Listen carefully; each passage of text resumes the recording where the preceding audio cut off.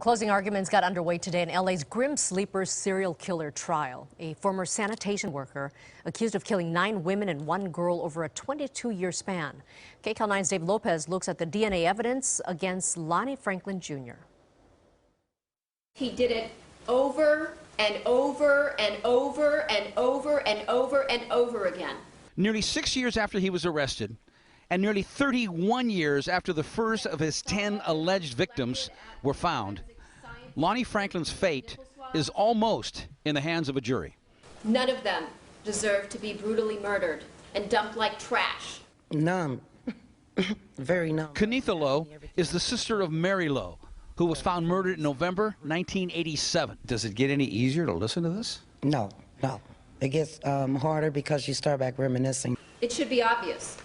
The defendant is a sexual predator. Franklin once worked in the LAPD motor pool as a mechanic.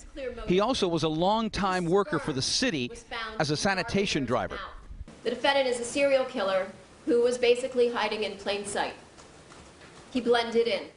He's accused of killing 10 women, including a 15-year-old girl. An 11th victim escaped. Over and over, the jury was told it is DNA evidence and ballistic evidence that links only one man to this crime, Lonnie Franklin. From downtown Los Angeles, Dave Lopez, KCAL 9 News.